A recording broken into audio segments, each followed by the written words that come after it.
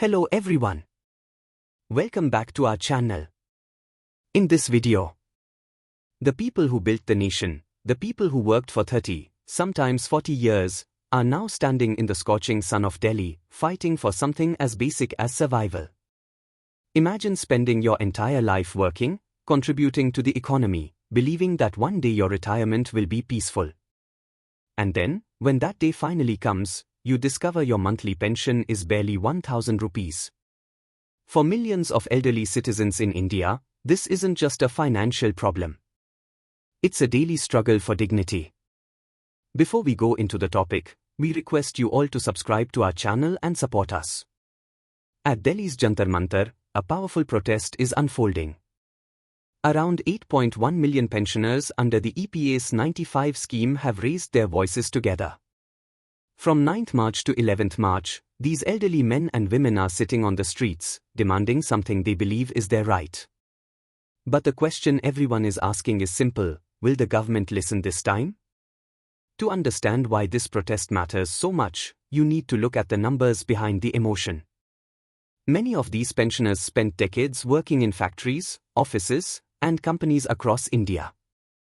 They contributed regularly to the Employees' Provident Fund system, believing it would support them in their old age. But today, a shocking reality has emerged. On average, many EPS 95 pensioners receive only around 1,171 rupee per month. Yes, 1,171 rupees. Think about that for a moment. In today's world of rising inflation, increasing medical costs, and everyday expenses, 1,171 rupees doesn't even cover a week's groceries for most families. And that's exactly why these pensioners have taken their fight to the streets. Their biggest demand is simple: increase the minimum pension from 1,000 rupee to 7,500 rupee per month. Even this amount, many experts say, is still modest in today's economic conditions. But for these elderly citizens, it could mean the difference between survival and suffering. Along with this, they are demanding that Dearness Allowance should be added to their pension. This would help pensions increase gradually with inflation. Because right now, inflation keeps rising, but their pension remains frozen. Another major concern is healthcare. Many pensioners say that medical expenses have become their biggest nightmare.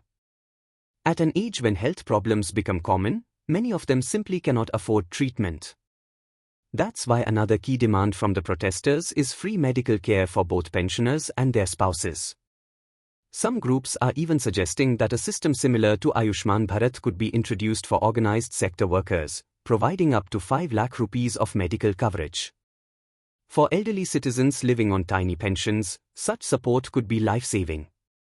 But the most heartbreaking claim coming from these pensioner organizations is something that has shaken many observers. They say that due to low pensions and lack of proper medical treatment, around 200 to 250 pensioners are dying prematurely every single day.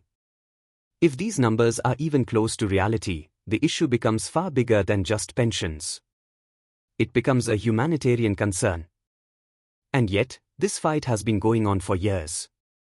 Pensioners say they have been requesting the government for nearly 9 years to raise the minimum pension. Memorandums have been submitted. Discussions have happened.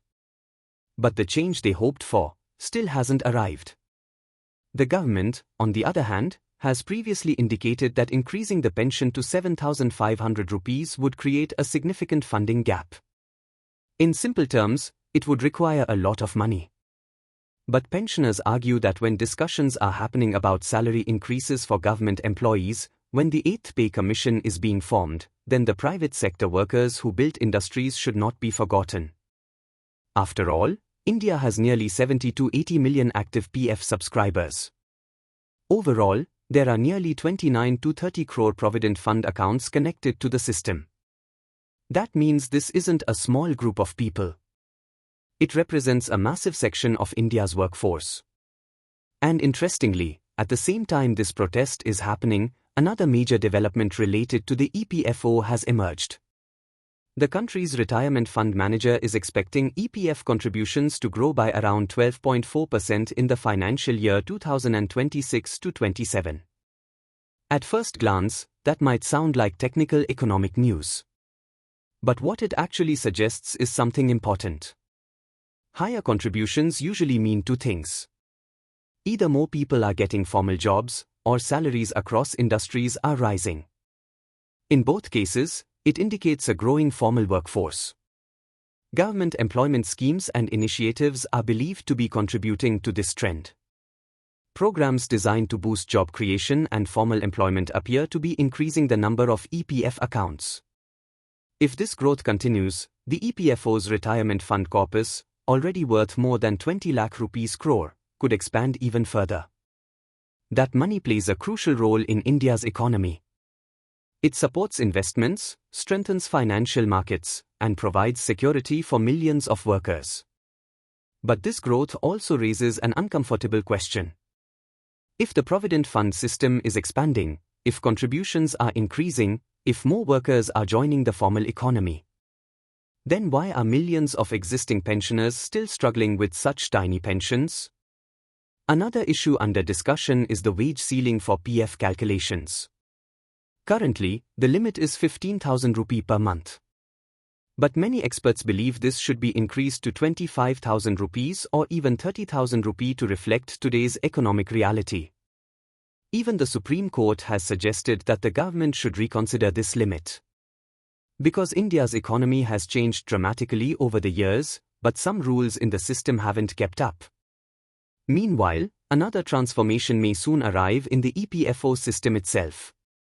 There are discussions about EPFO 3.0, a digital upgrade that could allow people to withdraw their PF money through UPI or even through special cards, similar to ATM cards. If implemented, it could make access to retirement funds faster and easier.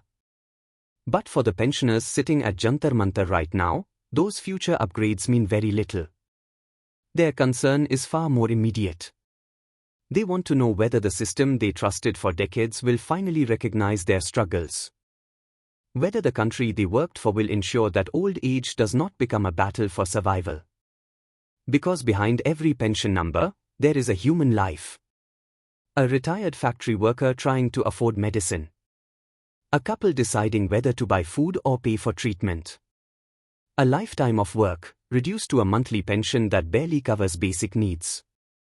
And as the protest continues in Delhi, one question quietly hangs in the air. In a rapidly growing economy, will the people who helped build it finally receive the dignity they were promised in their final years? Or will millions of pensioners continue waiting, hoping that someone, somewhere, is still listening? If you found this information valuable, please share it in your WhatsApp and Facebook groups. Comment below with your questions and don't forget to subscribe for fact-based updates. Thank you for watching this video.